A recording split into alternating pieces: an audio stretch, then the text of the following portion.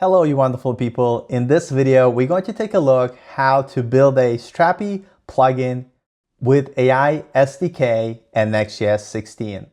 So let me show you a demo first. We're going to add AI capability to our Next.js application, and we're going to cover 3 use cases. One is being able to just ask AI a question. For instance, what is the capital of France? It's going to go ahead and tell us, hey, it's Paris. If we ask for a long story here, let's say we say, generate a funny story about a cat, it's going to go ahead and do it behind the scenes. But notice we have this loading screen forever, right? It says loading, loading, loading, loading. And as a user, you're kind of like, is it working? Is it not working? Eventually, it's going to go ahead and show you the whole story.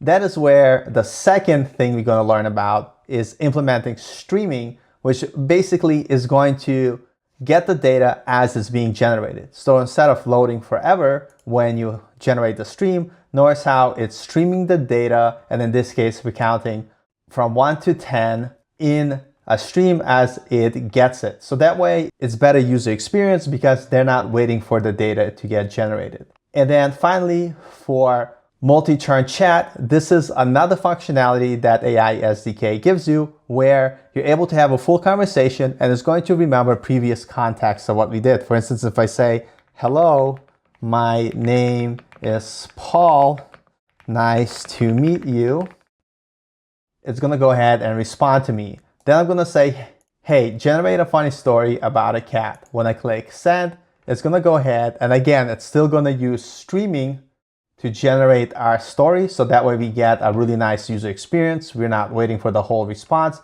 It just returns it as it gets generated. And after the story is done, I could say, hey, do you remember my name? And click send. And it's going to go ahead and say, yes, I remember your name. Your name is Paul. You introduced yourself at the beginning. So these are 3 ways we're going to interact with our AI with our Next.js project. But in order to give this functionality, we're going to use the Vercel AI SDK, which allows you to add AI functionality to your applications fairly easily.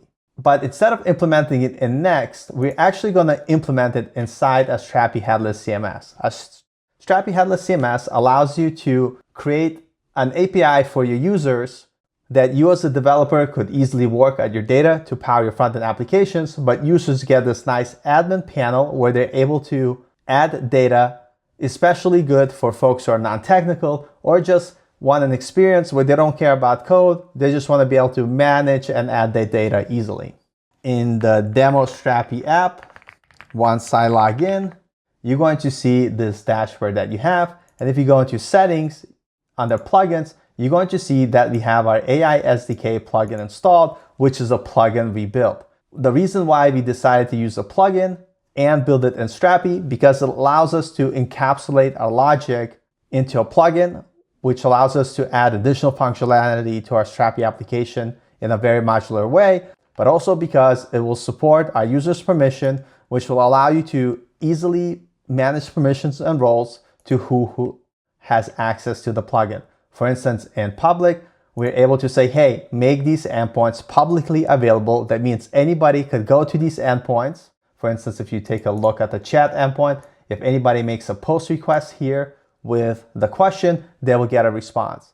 But maybe you don't want this to be public, so you could actually go to roles, make it authenticated, and currently it's not selected because I'm at home in development. I just want to test it.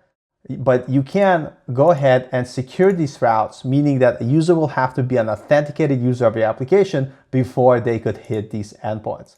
And what's awesome in Strapi, you're also able to do it via API tokens, where you could create a specific token and you can, again, enable those endpoints that we will create for our application. So if you want to learn how to implement AI SDK in your project, and you've never tried Strapi and you're curious and wanted to learn something new, in this video, we're going to look how to build a Strapi plugin to add AI functionality to our Strapi application. The one call out I want to make is that this is a complimentary video to this tutorial that I created here in a written form via blog. The reason why I created this blog post is because I don't want to have you watch me type every single word that I create, and instead you could just reference the code snippets and I will dive deeper to explore what the code is doing in more detail as you need it. Second, this way you have a written reference of everything that you learn that you could reference much easier, which is a lot easier to do than rewatching a whole video. This way you could just skim through the sections that are necessary and do it that way. I know in the past people called me out from copying and pasting because for some reason they need to see every line painstakingly be typed on the screen. But I created this project, this blog post first, and the repo for you to be able to reference it as we move forward. And the reason why I started creating written content instead of just creating videos, because these are notes that I use when I code. For instance, if I'm building a similar feature that requires this particular knowledge, I could pass this whole blog post to my AI agent and it will build me a feature similar to what we've done in this blog post. So call me lazy, call me what you like, but this is the reason why I do it. A, provide a reference for you to be able to easily look this information up, and B, build my LLM knowledge of notes that I could pass to LLMs when I'm building new projects with similar functionality. But with that being said, let's get started. So what are we building? Let's take a look at the big idea. We're going to have three functionalities. We're able to either ask a simple ask, basically send a prompt and receive a complete response. Then we're going to recreate the same functionality, but we're going to get real-time token by token streaming via server sent events. And then finally, we take a look how to implement the multi-turn chat full conversation, which will have message history. Typical interaction in our application will be our users will interact with our Next.js client, which is going to call our Strapi backend endpoint. Our plugin that we're building is going to handle all the communication with AI SDK and Cloud Code to get the responses to our queries. Taking a look at the architectural overview, like we mentioned, our front end, we're going to have custom hooks. They're going to be responsible for calling the Strapi API, and they're going to interact through our Next.js client. Those hooks are going to send a response to our Strapi router, which then is going to call our plugin controller, which is going to call our service. That's going to have all of our business logic inside our AI SDK manager to communicate with AI SDK and our Cloud API to get our data. Don't worry, we'll walk on this in more detail.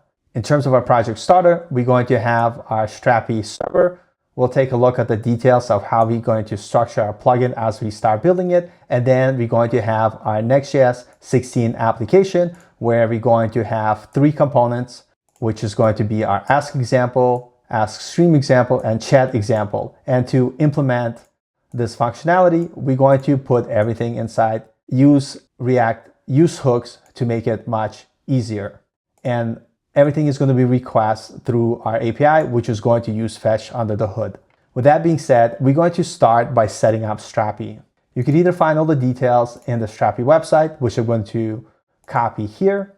So in my terminal, I'm going to create a folder called AI SDK project. I'm going to cd into that project, and we're going to call the npx create strapi app at latest command. This is going to walk us through the interactive guide. We're going to call it server for simplicity. We're going to skip the cloud auth, and we're going to answer yes for default SQL database, no for starting with example structure, yes for TypeScript, install dependencies via npm, yes, initialize Git repository, yes, participate in anonymous A/B testing, no. This is going to go ahead and scaffold our Strapi project. While this is working, if you want to learn more about Strapi or you've never used it before, check out the Strapi 5 crash course. I have a full tutorial, over 3 hours of amazing content, which includes everything you need to know to build your first Strapi project. You could just search Strapi 5 crash course on YouTube and you will find it, but I'll also link it in the description below. Once everything's done, what we're going to do is cd into our server project. And to start our project, we're going to run npm run dev. This is going to go ahead and start our Strapi instance. You will be greeted by this sign in screen. It doesn't matter what you put here because this is all data stored locally on your computer. So if you mess up here, you could always erase and restart or reset. So password could be something as ridiculous as monkey1234. When you click let's start, it's going to take you to the Strapi admin.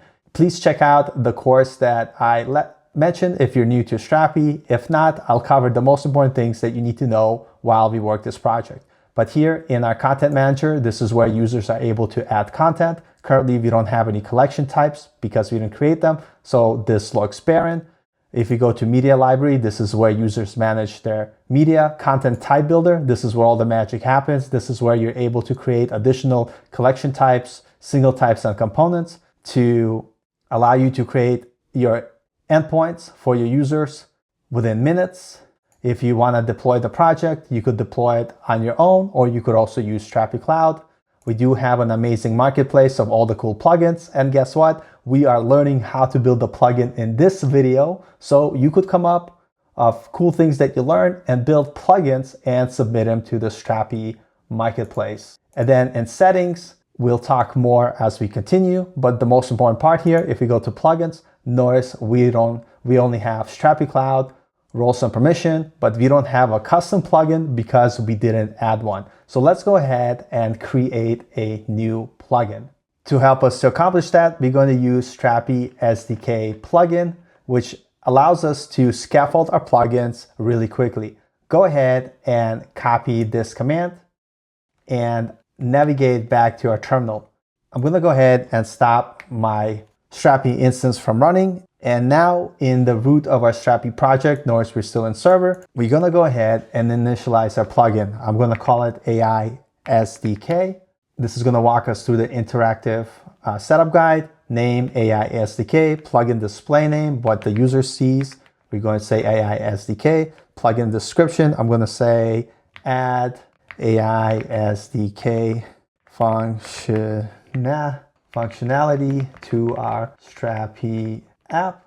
Your author name, your email, Git URL we could update later once we push this to GitHub, license MIT. And we do want to register in the admin panel, which is going to be our front end, and our server, which is going to be the backend.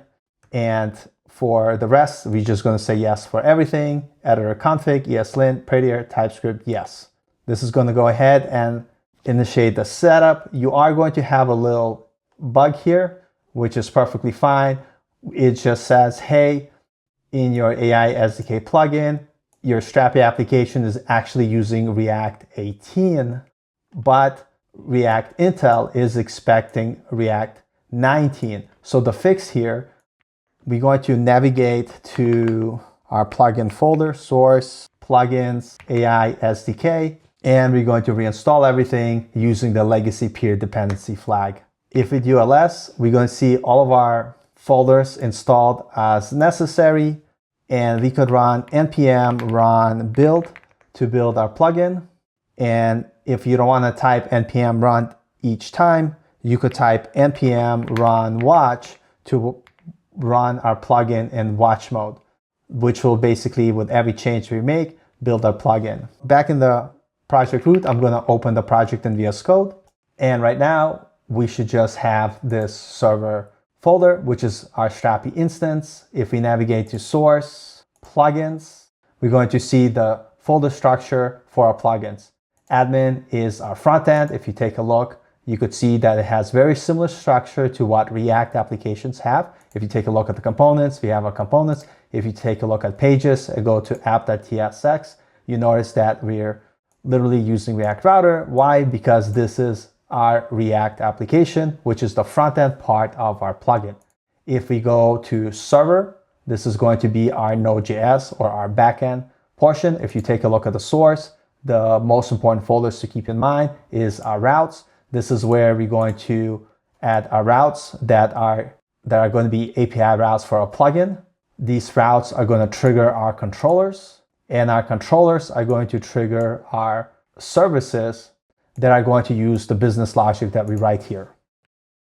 So the basic architectural idea is we're going to have our core layer, which is going to be our core functionality inside our init AI SDK TS. We're also going to have a lib folder with our types and our utils. Then we're going to register our plugin in the register.ts file. And we're going to add our business logic to our services, which will use the things we define inside our init AI SDK. Our services are going to be called by our controllers, and our controllers are going to be called by our routes. I just want to talk about this beforehand to kind of set the idea of how plugin works. A request comes into the route, it calls the controller calls the service, which then uses some business logic to do something that we're doing. So now that we scaffolded our plugin, it's not going to show up in our Strapi app until we add it to the configurations. So inside your Strapi project, if you go to the config folder, take a look at the plugins. Here, we're going to reference our AI SDK plugin. And the two things that we need right now is to say, is it enabled, which is going to be true, and resolve to point to the path of where our plugin lives. It is in our source folder, plugins, AI SDK. Now that we have this, if you navigate back to your Strapi server and you run npm run dev, this is going to restart your Strapi project. And because we set that configuration here inside the config folder, inside the plugin.ts file, when we refresh, you're going to notice that we have our AI SDK. Nice. Now that we scaffolded our plugin, we could move on to the next step. Since we're going to be using the AI toolkit in our plugin, we have to go ahead and install it. Not only do you need to install the toolkit itself using npm install AI, but you also need to get Anthropic API key that we will be using. You could also learn more about different providers in the providers tab. For instance, you could use Vercel Gateway, OpenAI, Google, Generative AI, Anthropic AI. In our case, I'm going to use Anthropic AI because I really like Claude API. And swapping between providers is very easy. You can also check out the documentation. It's a really good read and has a lot of references of all the different examples and providers that it supports and how to set them up. In our case, we're going to start by installing our Anthropic provider and our AI SDK. So in my project, inside my terminal, I am currently inside the plugin folder. I'm going to go ahead and run npm install AI SDK from Anthropic and AI, and we're going to use legacy pure dependencies to make sure that we resolve dependencies correctly. Once everything is installed, the next thing we want to do is to allow our users to configure their plugin. And we're going to do this by adding a configuration object, which is going to allow users to set their Anthropic API key or their chat model. And we just want to make sure that we are passing environmental variables to our function. Once this is all set, inside of our project, inside of our plugin folder, inside server source, we're going to create a new folder called lib. And here we're going to add our types and our initialization function. So first, inside the folder, let's create a new file called types.ts. Just so you don't have to type me, we're going to reference our complimentary blog post tutorial. Go ahead and copy the types and paste them in. I'll leave this on screen for those of you who want to copy them, but the blog post should be accessible for you. You could find it in the description below. Here we're defining models that we want to make available. Next, we're going to create a type for our chat models, which are going to inference from our chat models. Then we have our default model, which is going to be provided chat model. And here we have a default selection. And next, we are adding the interface for our plugin configuration, which is going to take our Anthropic API key, our chat model name, and our base URL. Now that we have this, inside of our lib folder, we're going to create a new file, and we're going to call it init AI SDK.ts. First thing we're going to do is import our Anthropic provider and the type from AI SDK from Anthropic, what we just installed. Next, we're going to import our types. And finally, we're going to define a class called AI SDK Manager.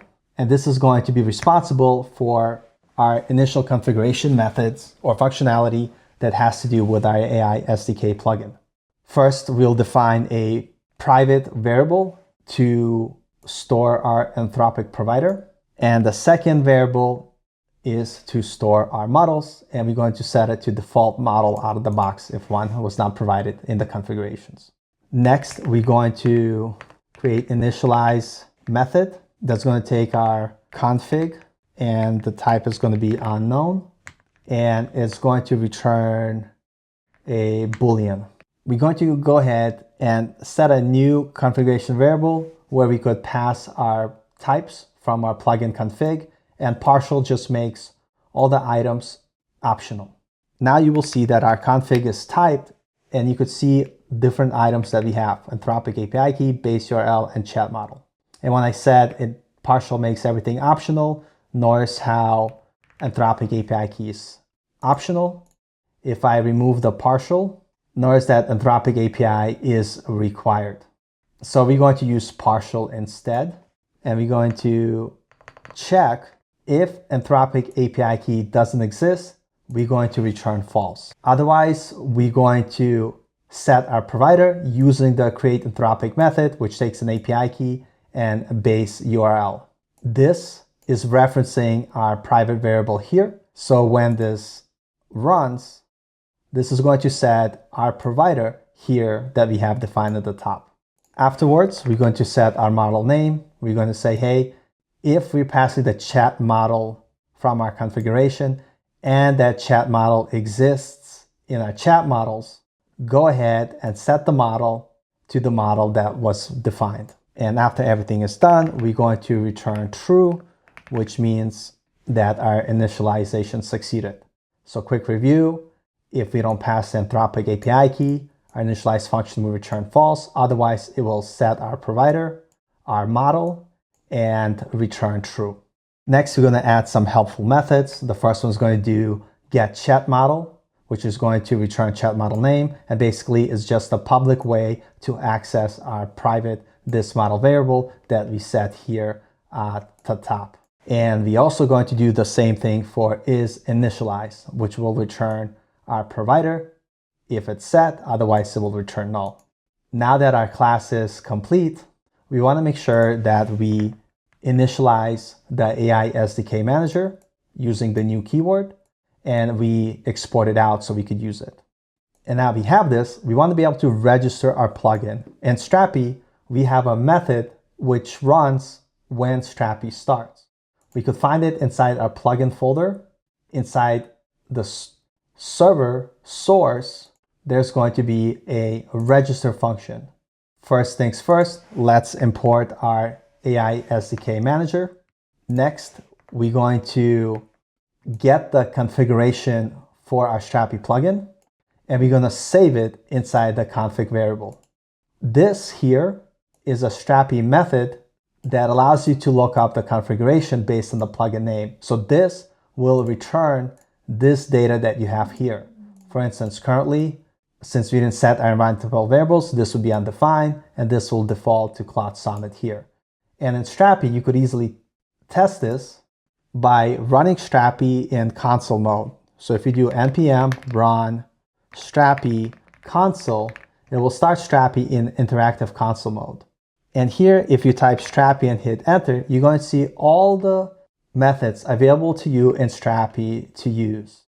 And one of them is our Strapi config.get method, which takes the plugin name, and then when you hit enter, it's going to go ahead and return your configurations. So this value is coming from our configuration that we provided here.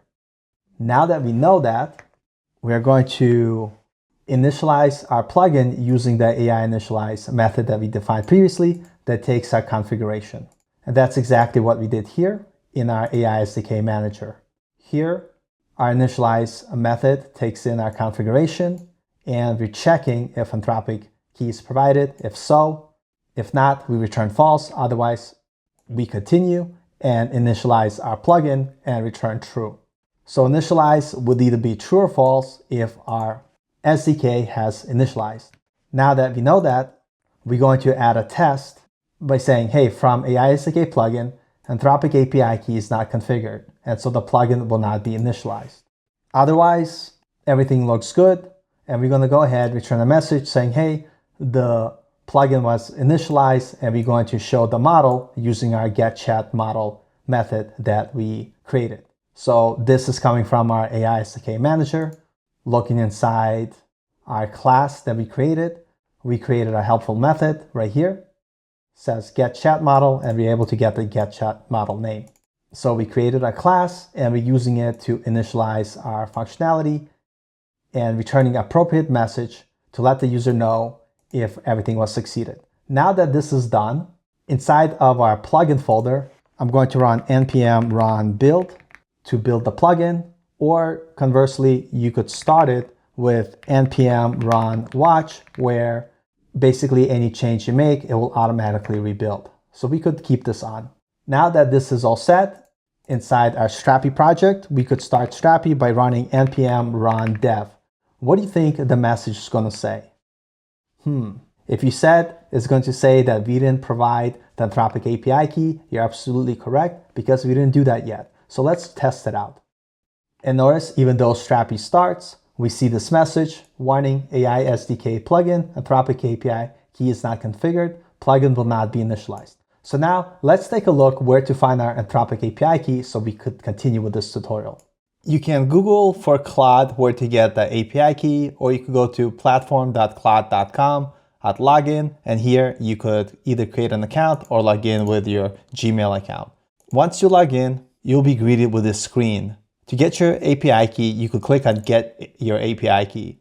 And here you could purchase an API key with a $5 limit, and that's exactly what I did when starting out. Once you add some credits, you could go ahead and add your Create API key. I'm just going to say test and click add. Now, if you're watching this, by the time you see this video, I'm pretty sure I'm going to delete this open API key, but please don't share yours with anyone. Once you copy it, you could close this, and inside our project, inside your Strapi root folder server, inside the .env file, go ahead and add your API key. Just remember, we called ours Anthropic API key, so make sure you use the same naming. Anthropic API key. Once you add your API key, and now restart your Strapi project with npm run dev, and because we set up our environmental variable key, we should see that our model should initialize. And you could see the message here, AI SDK plugin initialized with the model, and here it shows the model that we set as default. Now that we know that our model is initialized, we could go ahead and add the logic to do our first query. To kind of help us organize how this is going to work, we are going to go ahead and add our methods inside our AI SDK manager. When we have a request that comes into Strapi, it's going to call our Strapi route. So we're going to, after creating our logic inside the AI SDK manager, create our route, then we're going to create our plugin, and then we're going to create our service, which is going to use our methods added in our AI SDK manager. So let's go ahead and do that now. In our code base, let's navigate to our plugin directory, which is in source, plugins, AI SDK, and we're going to start inside the server folder, source, and jumping into our lib folder in our init AI SDK file.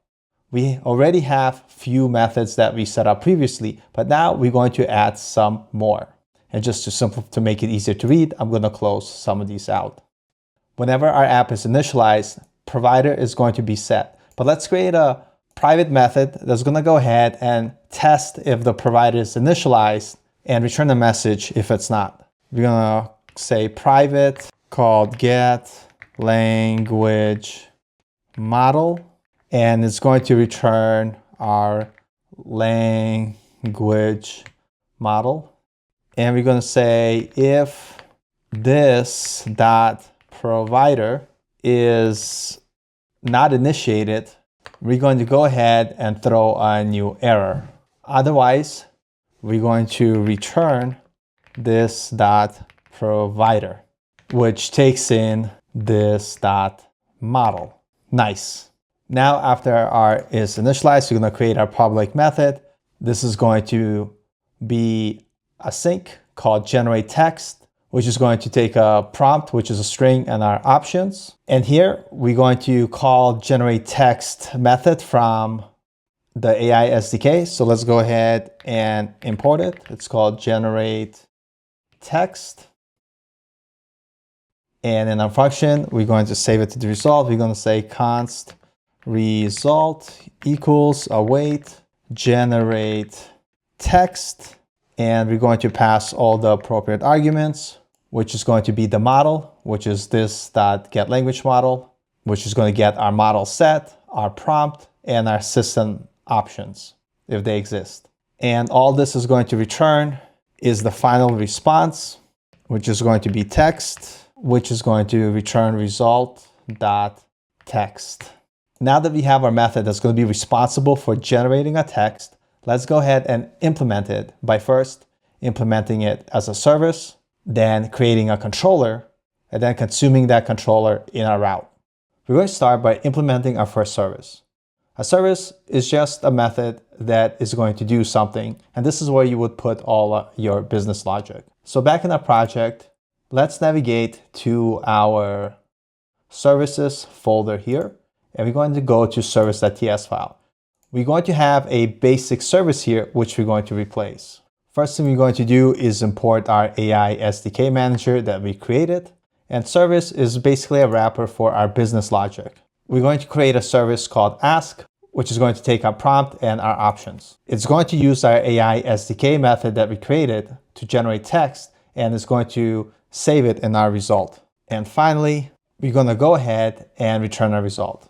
This is going to be responsible for doing the heavy lifting of generating the text. We could also add a helper service called as initialize, which basically will return the status if our OpenAI SDK manager is initialized.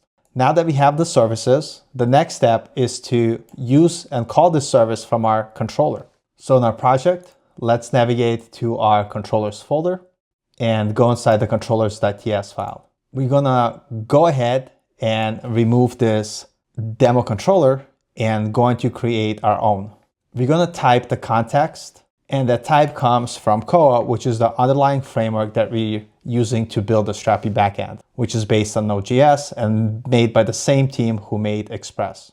First thing we're going to do is get our prompt and system parameters from our request body.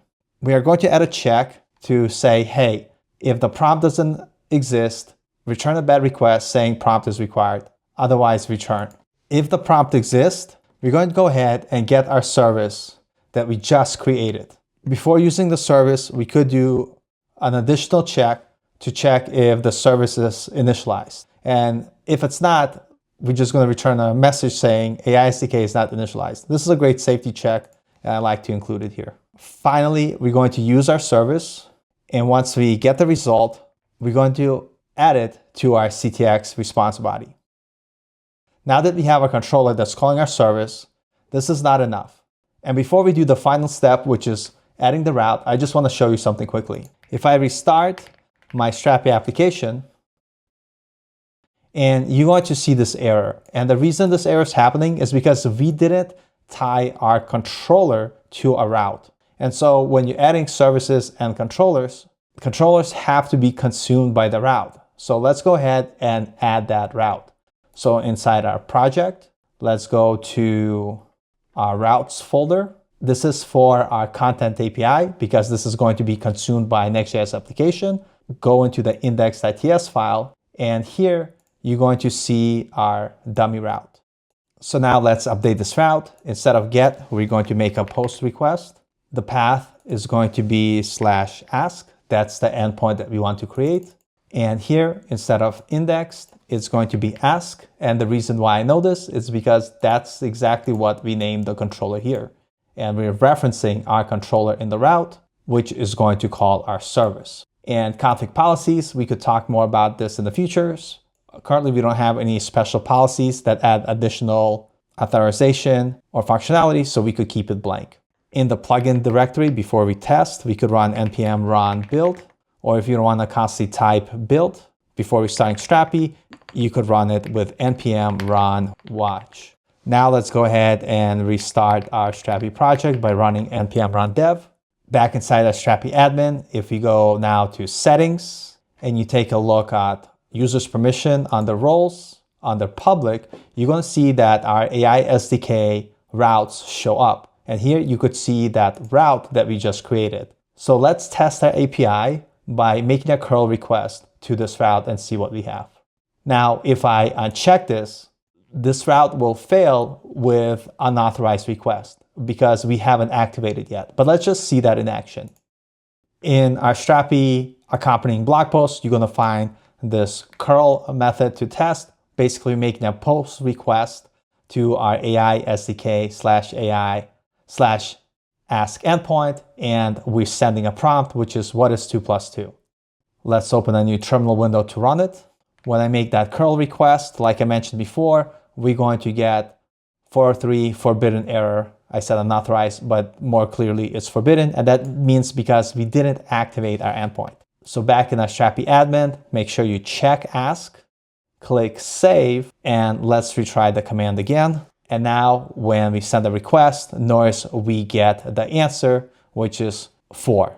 It's good to add some tests to your application. So we could create a test to test our ask. And basically, you could either keep doing it with curl, or you could make a test where we're using fetch to test our response. And then we just save. We have a response, we'll say test passed, otherwise we'll say test failed. So let's go ahead and create a folder called testask.mjs. So in our project, this is going to be not inside your plugin, but it's going to be in the root of your project. Create a new folder called tests. We're going to go ahead and copy this file. You could look through it on the blog post, but we're just writing a test to make a request to our endpoint and let us know how we did. We're going to create a new file called testask.mjs. We're going to go ahead and paste in our code. And all we have to do inside our package.json under scripts, we're going to go ahead and add our command to test. Once we have it here, and make sure you're inside the Strapi project. And now we could say npm run test ask, and it's going to go ahead and test our endpoint. And here we could see our full response, and we could say test passed. You can make tests more comprehensive, but for us is to just make sure that our endpoint works. And now that we know that our endpoint works, we could go ahead and implement it in our Next.js application. Now that we have the basic version of our backend, let's jump in and build the frontend with Next.js. Before getting started with the Next.js project, let's see the general picture of what our Next.js application would need. We just finished implementing our basic backend from our AI SDK manager to our services controller and routes. We know that we're able to make a request to our route and get the response we're looking for. So now we need to create our Next.js frontend in order for the user to be able to make a request to our backend. In our Next.js application, we're going to create an API client layer, which is going to be all the necessary methods that allow us to fetch data from Strapi. And to make things easier, we're going to create custom use hooks for specific function. The first one we're going to start with is use ask. That's going to be responsible for our data fetching. And then we're going to make our necessary component, which is going to be a form that's going to allow the user to add their message in chat and click submit. So let's get started by building our Next.js project. You could always reference the Next.js documentation if you get stuck, but it's pretty straightforward. We're going to take a look at the installation steps, and we're going to run npx create next app at latest. So in the root of our project, where we already have our Strapi application, let's go ahead and set up our Next.js project. We're going to call this client next. And the reason why I'm going to do this way, because if you ever wanted to see how to accomplish something similar in TanStack, we could use the same backend and just create a new front end. But for now, we're going to stick with next. I'm going to go ahead and click enter. We're going to start with the recommended default options. So go ahead and click enter. This is going to install all the dependencies, including Tailwind, ESLint, and so on. Once our project created, we could jump right into it. I'm going to close the terminal for now, and we're going to navigate to our client Next project. The first thing we're going to do, we're going to create a lib folder, and inside there, we're going to create a file called api.ts. This is going to be a general function that's going to make a fetch request to our Strapi endpoint that we could reuse. There's nothing special about it. Let's first go ahead and create the folder, copy our code snippet from our notes, and then we'll go ahead through this in detail. So inside client Next, I'm going to create a new folder. We're going to call it lib. And inside here, let's make a new file called api.ts. And let's go ahead and paste in our snippet. Let me zoom in a little bit so we could see everything here. And this is fairly straightforward. We're going to have a function called ask AI. This is going to be our wrapper function that's going to take the prompt that we're passing and any additional options that we need. We're using the standard fetch request, and we're appending our base endpoint, which is going to be our endpoint that we created for Strapi, which is localhost 1337 API AI.SDK. We're just going to pass our data in the request, including the prompt and options. That's exactly what our endpoint expects, something we already tested. And if there's an error, we're just going to return a very simple error. Otherwise, if we get the response, we're going to go ahead and return it, and we're going to specifically return just the text output. And not only are we going to export our function, we're also going to go ahead and export our URL if we need to use it in the future. Next, we're going to create a new hook that's going to use our Ask AI data fetch function to get our data. And you could see here that we're doing a use hook, and it's going to run on the client. So let's go ahead and first add this hook and talk about the code in detail. So inside our client Next folder, create a new folder and call it hooks. And we're going to create a new file called useask.ts. Inside here, we're going to paste our code snippet and walk through it. Now, you're probably wondering, why aren't we calling this server-side? And I think even though everybody loves React server components, you don't need to use them all the time. For something that is going to be a chat box or something that a user is going to constantly use, it's perfectly fine to have as a client. And in Next 16, you could easily separate things that you want dynamic and client side versus things that you want to be static. And since this is something that's going to change a lot, specifically every time you ask a question, we get a new response, it's perfectly fine to have this as a client component. And to make this reusable so we could use this logic in other places, we're just going to create this hook. Our hook is going to have 3 different states. The first state is to capture our response. The next is going to get our loading state while we're waiting for the response. And if anything happens, we're going to have another state that's going to go ahead and catch that error. Next, we're going to create a function using useCallback, which is going to take our prompt and options. And when the function runs, we're going to set our initial state. Loading is going to be true. That means, right, if that function runs, that means we click the button, we ask the question. So we're going to go ahead and set it to true. We're going to set error to null because we just started the action, and set response is going to be empty string because we didn't get anything. Then we're going to use try catch, and we're importing our ask AI fetch function that we just created. And that's going to return our response. We'll get that response and save it as text, and we're going to save it to our state. Send response to say that we have the response, but we're also going to return it. Next, if there's an error, we're going to go ahead and make sure that we add proper typing and set our error into state, and then throw an error. And finally, once everything's done, we're going to set loading to false. We're also going to create another function that we can use to reset our response. And we're going to call this reset, again, using callback. We're going to set response to an empty string and reset the error state to null. And finally, we go ahead and export everything. Now our use hook is ready to use in our component. Now let's do a quick aside. Some of you might be wondering, why would you use callback? What is the reason? Now, in the past, we used to Google for answers, but now you could ask Claude. And I think when you're starting out, learning something new, writing code manually, or at least understanding what every line does is very important.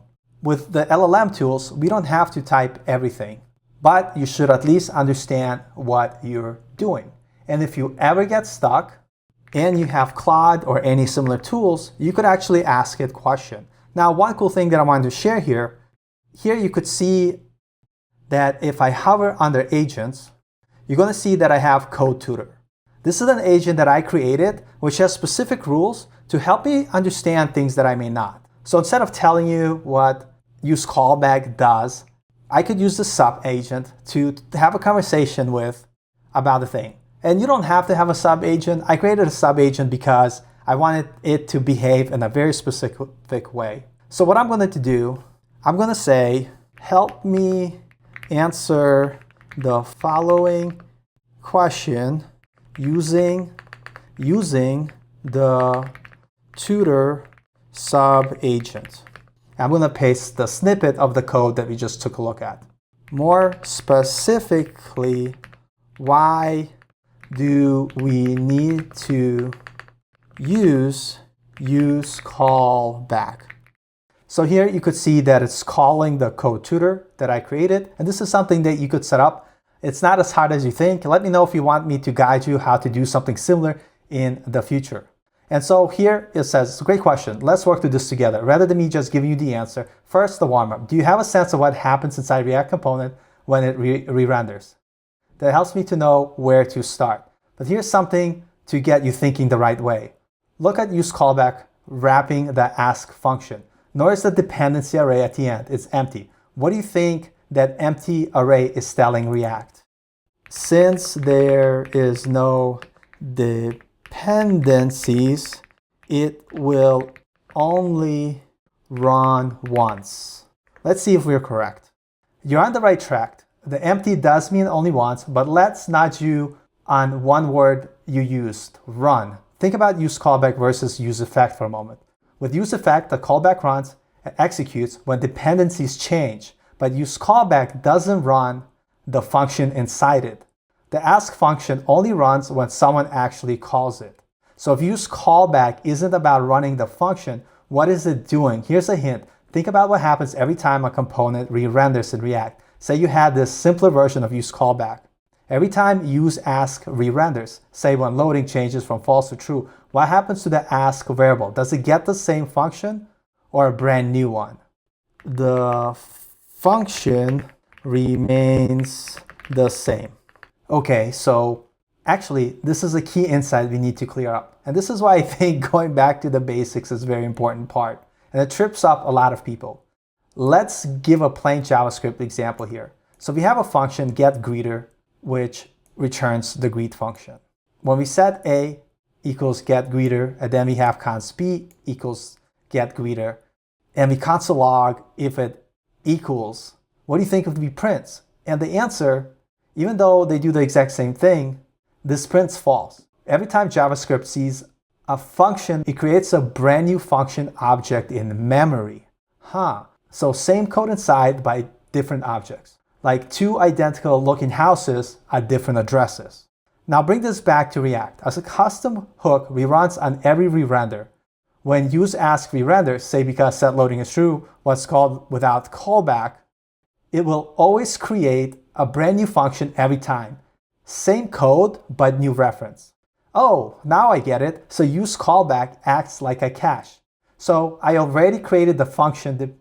Dependencies haven't changed, so I'll return the same reference instead of making a new one. So to revise, without use callback, the function does not remain the same. You get a new one every render with use callback. React ensures it does stay the same. So follow-up question, what would a component care whether ask is the same reference or a new one? Can you think of situations where getting a new but identical function every render could cause a problem? Hint. Think about ask as a prop to a child component or using it inside a use effect. This would cause state update because the dependency changed. State, I typed stay. What am I doing? You got the core idea. React sees the new reference as a change. Let me sharpen it though. It doesn't cause the state update exactly, but it causes things that depend on that reference to retrigger.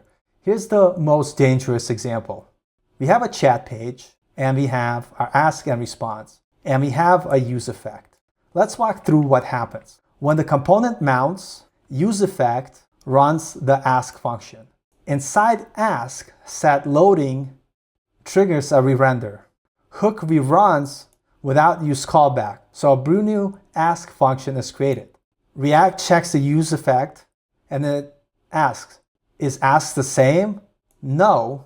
So then the effect runs again, and we go to step 3 and cause the infinite loop. Oh my gosh, that makes perfect sense. I'm pretty sure everyone who's been starting out with React, you've got into situations where you had an infinite loop and you probably couldn't figure out why this was happening. And now that we have an answer. And so we now understand why using callback makes sense. The ask reference stays stable, so step 4 sees it as the same reference and no rerun is needed. So quick recap, JS facts, every function expression creates a new object in memory, even with identical code.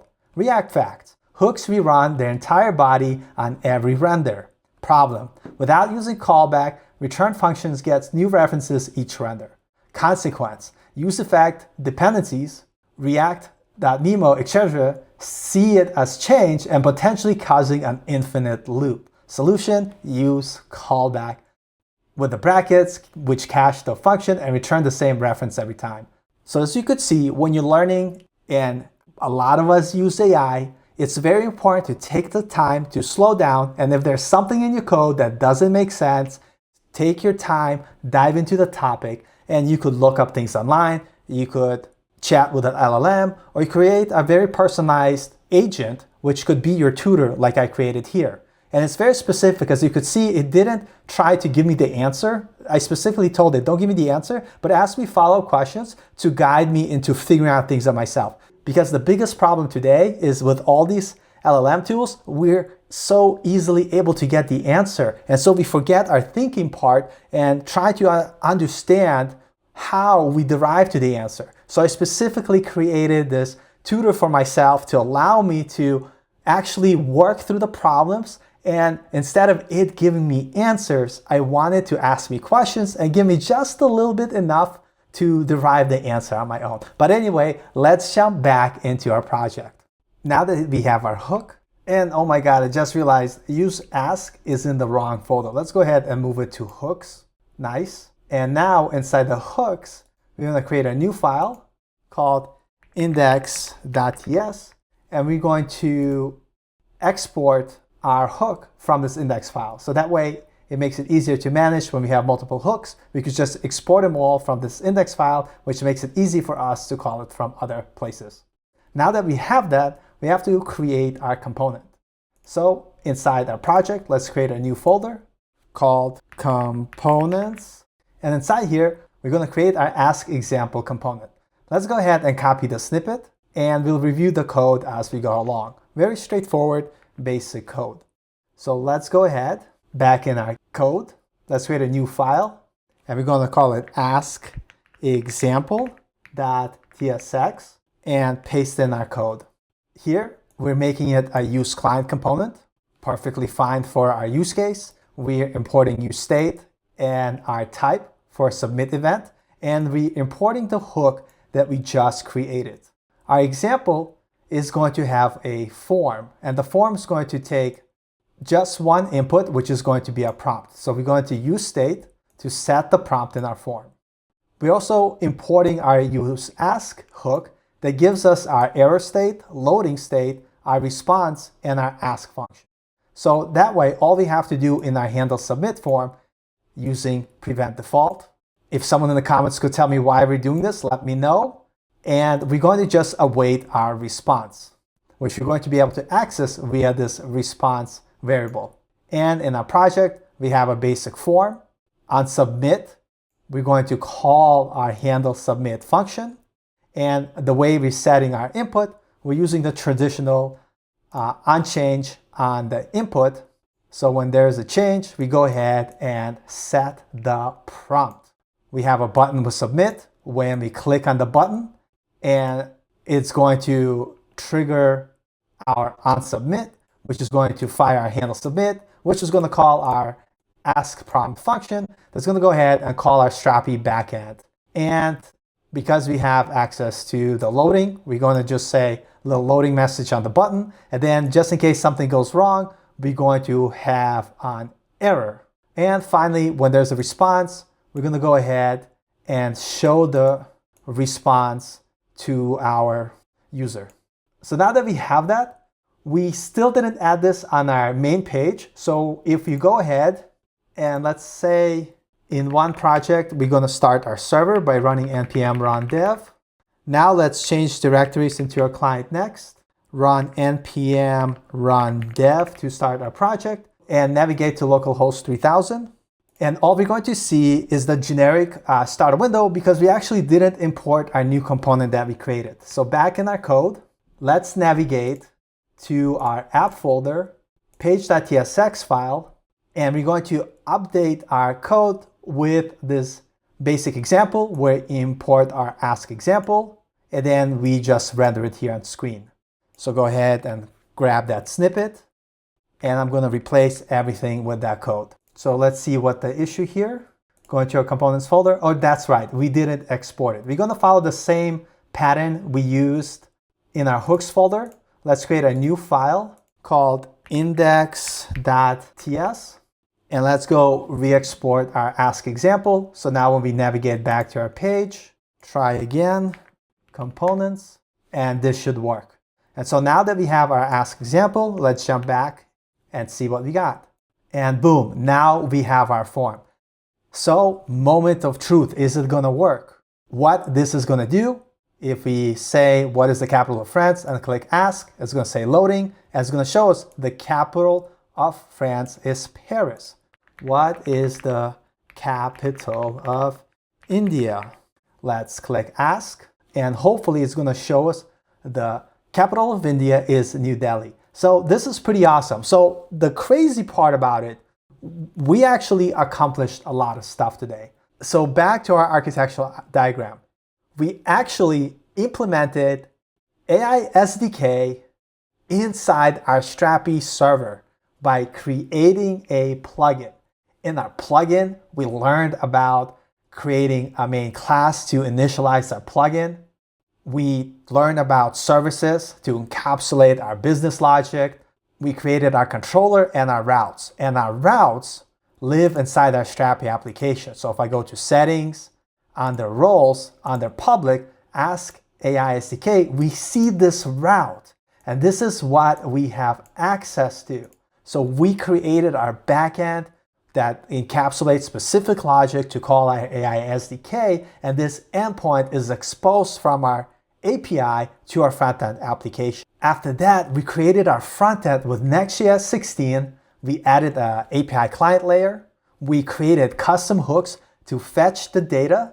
And then we created our simple React component as a form to make our request. So we actually accomplished a lot in this video. And I know this video has been going for a long time. We could finish up the rest of the blog post in this video, but I think you have the blog post. So I'm going to give you a challenge to see if you could implement the last two features by yourself. But don't worry, if you want me to make a follow-up video, go ahead, let me know in the comments, and I'll definitely add and create the second video. I hope you enjoyed this tutorial. And if you want to see more tutorials from me, let me know. I know a lot of people are complaining that tutorials are dying. I actually don't mind making tutorials because it's a way for me to practice what I'm learning. And the last thing I'm going to leave you at, as you saw that we ask AI to help us with some questions. The goal here, because these AI tools exist, they're very easy to use as a crutch, meaning that we could rely on them too much that we start forgetting the most basic things, like why to use callback, who the hell cares, right? But I think as an engineer and someone who wants to build better products, even though, yes, use AI tools, it's amazing, but every line of code that your AI writes, you need to audit and you need to understand what it does, because if something goes wrong with your product, You can't say AI is at fault, right? If you make a change in your code base and your company loses $1 million, what are you going to say? Claude did it? That's not a good response. So what I would say, continue to learn to be the best engineer, software architect, designer, whatever it is that you're trying to pursue, even though you're using the AI tools. And like you saw in my example, use AI to help you 10x, 100x your learning to help you understand the core concepts that you are learning. But with that being said, thanks so much for watching, and I'll see you in the next one.